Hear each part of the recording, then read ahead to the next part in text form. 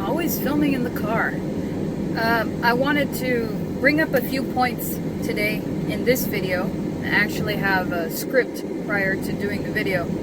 And today this will be uploading on a Friday the 13th and also a full moon in Pisces.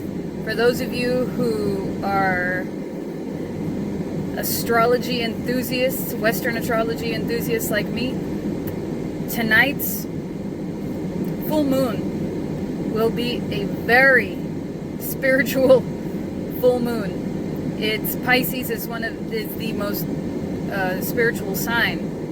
It's passive and it's receptive, it's intuitive, it's very much in a different reality than what most would consider reality, and it's an artist. It's very in tune with its emotions, and it's very in tune with the emotions of others. It's going to be a full moon in which you'll likely be able to receive messages better than you normally otherwise would. So I would definitely seize that opportunity tonight. Full moons are usually about bringing things in. They're about starting anew, They're about generation, in the sense that you're making something. You're building your pillar. You're beginning your project. It's very high energy for most people. A full moon. Most babies are born, statistically speaking, on full moons. So think about it that way. New life is spawned on full moons. Dark moons, on the other hand, are about severing, are about getting rid of things, and about the death of things. But in this instance, it's a great opportunity for you guys for all of us, to bring something new in. It doesn't matter what it is, whatever it is that you've been asking for and maybe you feel like you've had a block with, tonight would be a great night to put forth some energy towards that cause. So anyway, and another point was, I was curious, and this is just a question to the people watching this, what kind of devotee are you? I want to know. Usually it's divided up into the venerator or the practitioner. I find myself, I don't mean to sound so Aquarian, but I find myself kind of dabbling in a little of both, and maybe a lot of you do the same. But if I had to put a finger on it, I would say I'm more of a venerator. I don't do spell work or anything like that very, very often, because I feel like I already have everything I need, and I don't mean that in the materialistic sense. I mean that in the spiritual sense. Yes, there are some things that I want to work on, but I'm going to be honest with you, I have to look for that fulfillment elsewhere. I am a Santa Muerte devotee through and through, and I feel I always will be, because you can't back out of this one. But that's not to say, that I don't feel like, I could get teachings from other spirits. And a lot of people do, they just don't bring it up that often. So for the knowledge I'm seeking, I already had an encounter with an entity, and she taught me about the spirit world, about getting over my fears, about what the afterlife is all about, or at least all that I was shown was kind of in correlation with what most people have said throughout the ages. And she actually opened the doorway to Santa Muerte. So I'll be honest, I've actually been, last dark moon, I actually left some offerings and said some words to that deity in particular. And guess what? I mean, for the most part, everything's okay, because I kept it separate. But Santa Muerte very much can be, and is to a lot of people, the soul spirit that they work with. And that's totally fine. It's totally up to you. So yeah, I was just curious as to what kind of, for the people that are seasoned watching this, I'm curious as to what kind you are. Where do you, if you had to pick one, would you say that you're more veneration or you're more practitioner? You know? And, you know, I know there's going to be people that are going to be like, well, technically, blah, blah, blah, blah, blah. I'm just asking a simple question. Where do you think you sit? That's all. Just out of curiosity, that's all. Okay. So the next one is, there's a lot of people out there that are just starting and they see the glitz and the glam and the materialistic fulfillment of automatically running and getting a statue. And I will admit, I did it. And I still am guilty of it. Oh my God, that thing is so pretty, I want it, you know.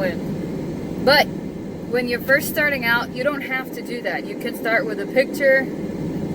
You can start with, you know, like a little prayer card. Anything that will get you to focus on the representation of Santa Muerte. You don't have to run out and buy a statue. I don't care if it's even one of them little ones. You don't have to. It's not necessary. And I'll be honest, a lot of people that run to her and run and get a statue immediately sometimes they have issues later on sticking with her because they're impulsive people. And the same impulse that drove them to her is the same impulse that makes them back off. So I would advise the people that are just starting, don't run off and get one so quick. Take your time. You have the whole rest of your life, you know? And I know that in some instances, you know, you're in desperate situations, and that's one thing, you know, but truth of the matter is, guys, you don't need any of those representations. You don't. I mean, you don't need any kind of tools. No candles, no statues, no herbs, no nothing. If you call out to a spirit with your full intention, you don't need no statue as a middleman. They'll hear you. They'll answer you. Through your dreams, whatever. Sometimes you'll just hear them in your ear, just depending on where you're gifted psychically, you know. Some people can hear, some people can feel, some people can dream. It all depends. But you don't need no altar items for that entity to get a hold of you. You really don't. That's the truth that nobody wants to say. So, with that being said, if you find yourself in a situation where you really, really want this representation of her, do it yourself. You know, there's nothing wrong with DIY. How do you think they did it back in the old days? You think that they just went around the corner and bought a statue? No. They made it themselves. You know, granted, probably out of human remains, but that's another video. No, I mean, they used what they had. You know, some people would carve an image out of wood. Some people would carve one out of a rock. Some would use bone to carve the images. Talk about hardcore, huh?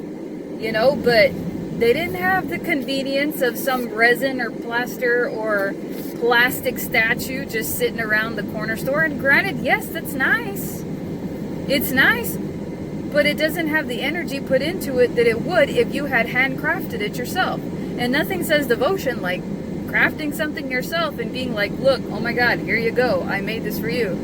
Or this is a representation of you made with my own hands, with my own energy, with my own time, with my own passion. Here you go. You know, it can be as simple as, you know, it's autumn, it's fall. You can go to the store and get like a plastic skeleton and dress it up. I mean, I know that it sounds very superficial, but the energy behind it is you developing that one-to-one relationship through essentially building her idol from the ground up. You know, that says caring, that says nurturing, that says I really do want you in my life. You know, think about it that way. You know, like they're like, people are like, oh, I gotta get that, but I don't know where to buy it. It's like, you don't have to buy it, you can make it. And you know, some people are not craft people. It doesn't matter. It doesn't matter how it looks. In this age of social media, you know, I'm guilty myself. It's all about, oh, look at how pretty this is. Look at how pretty this is. It doesn't matter. You know, the truth of the matter is, as cliched as it is that it's representative of you and her. You know? So who cares what other people think about it? Who cares if it's humble? Who cares if it's small? Who cares if it's a big old huge 2-story tall shrine? That doesn't matter. What matters is, once again, what the fuel behind it was. Was the fuel behind it to impress other people? Well, then don't be surprised if she doesn't answer your petitions. You know, if the emotion and the emphasis behind it was, I want to connect with you. I want you to talk to me. I want to have a relationship with you. Me, you, me, you, me, you. Then, I mean, it could be a drawing on a piece of paper. It doesn't matter. It's your intent was to do the whole getting to know you process. You know,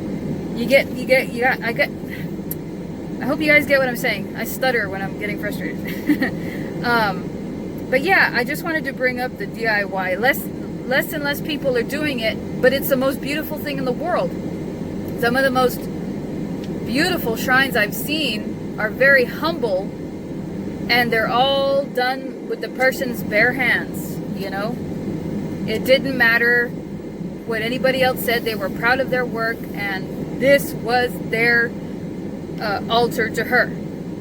And she was present. Damn sure she was present. So, there you go. Okay. The last points I'm going to make are kind of like a mother scolding children, but it's only because I see it so much, and because I know so much of you watch this, I want to put this out there. One more point is, for the people that wonder why the energy has kind of fizzled, I mean, there's another video I did about it. It says, why isn't Santa Muerte present, or why is she not answering me, or something like that. I forgot what I titled it. But basically, the more energy you put in, the more energy comes back to you. That's the way it works with everything. So, if you're not doing anything to make her feel like part of the family, then don't expect her to treat you like one of her family members, or one of her kids, or one of her relatives, or one of her devotees, or whatever. She's gonna, that little scale that she holds, that's one of the reasons she holds it. It's about the balance, you know, and not a lot of people realize that. They're so caught up in the scythe, and they're so caught up in the owl, and so caught up in the world, and so caught up in the hourglass, they don't really look at the scales. But that was one of her more original symbols, is because death, as they say, it's a cliche, but death is the great equalizer, you know, and death is neutral. If you talk to any of the old devotees, they will tell you she's neutral, you know. That's a whole other tangent, but yeah, just if you're ever wondering why am I not getting blah blah blah blah, well, what are you putting in? Just ask yourself that. And I'm guilty of it once again. I've been scolded by her so many times, guys. Like, I've cried. I've literally got on my knees and cried. Like, don't think that I'm coming at this from a place of, like, I'm holier than thou and I know everything. No, I'm trying to spare the people from making the mistakes that I made. I don't want you guys to have to go through that. I want to tell you what I've experienced so that maybe, just maybe, you can apply it to yourself too, or maybe you've already experienced it too. getting bitch slapped by a skeletal hand is not so fun. Okay, so last point being, there's a lot of people in this community that, like with any other community, they act very holier than thou. They know everything. They know the most. They've been it for this long. They've been doing it since time was time, and they're the know-it-all, and there's no other way but theirs. In a situation where somebody is giving you this kind of crap, just walk away, okay? Because the truth is, guys, you want to know the truth? Spirituality is not a competition, okay? It's not a matter of who's better than who. That's an egotistical thing. That has nothing to do with the spiritual evolution, okay? That has to do with, pardon my French, whose dick is bigger. That's a humanistic, tribal thing. That has nothing whatsoever to do with spirituality. So you come across a situation like that, you need to just nip it in the bud. It's not about who's better than who. Because I will tell you, I have seen instances where there are some people that you wouldn't figure had some BDE, big dick energy for people who don't know that that abbreviation, who you would not figure. You know, they're very humble, very quiet. They don't say much. But as soon as you push them to their limit, it's like a big old donkey kick to the face.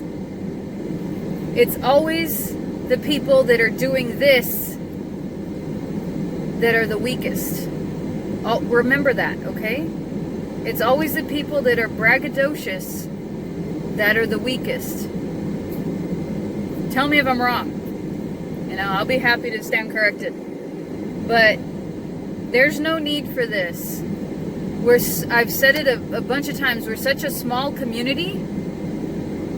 We already have all these other people fighting with us, and then we're fighting with each other. That's real smart. You know? And then people get hurt. Why? Because of ego. Because you have a point to prove, or they have a point to prove, and for what? At the end of the day, what does it matter? Are you going to earn more gold points with Santa Muerte? No. She's probably going to be upset with you for fighting with your brother or sister. You know? There's no point. So just because one person says one thing and another person says another thing, just let it go. You know, and if you are a more mature person, you'll see that as an opportunity to learn something. You'll see it as an opportunity to come at your own practice, possibly with a different angle. You know, if you listen really close, instead of doing this so much, and I'm saying like you in general, not you specifically, the people that are watching, but if you do less of this and more of this, you'll pick up a few things. And, you know, before you know it, your homage to her, your practice with her might actually get a bit better. You know? But all you have to do is just ignore those people. They are going to be emotional people in or out of this situation. From my experience, spiritual people look more inward than outward, because they know that they have to develop the self first before they can branch out. If you haven't gone through that whole shadow work phase, I suggest it's something you look into, because it'll humble you real damn quick. And a lot of people don't know what the word humble means. Oh, these spirits will show you. They'll humiliate you, they'll kick you to the ground, they'll turn you to dust, and they'll show you what and who you truly are. And this will get you absolutely nowhere. Not with them. So, just putting that out there. There's no need for it. You know, we need to be learning, not bickering. Don't let it, and if you experience it, don't let it ruin your day. Because you're the one that lets other people influence you. The more you let other people influence you determines how strong you are. So, pick and choose your battles. That's about all I had to say, is just those things about the full moon. It's a good opportunity today. Clean slate. Let's start fresh. Let's start over. I'm curious what kind of devotees you guys are. You know, give a little bit more detail about those practices. Or I'm sorry, if you're more veneration or practice. And the do it yourself, it can be so much fun. Like me personally, I do digital imaging, and I do paintings of the dreams that I've had of her, and they're up there on my altar. That way I can always remember them. On a side note, keep a dream journal, because every older devotee that I've seen interviews with, or that I've read about, they indicate that she mainly communicates through dreams. As a matter of fact, I have a magazine called Santa Muerte, Devoción a la Santa Muerte, the devotion of the Santa Muerte, and I'm doing a magazine. This is a magazine, and in the center cover is Sueños con la Santa Muerte, dreams with the Santa Muerte. They have a whole center cover in every single issue, and it's an interpretation of the dreams with her. So that just tells you, you know, how prevalent that form of communication really is. So, you know, that's about it. Taking up enough of your time. I can't talk. And I'll see you guys in the next video.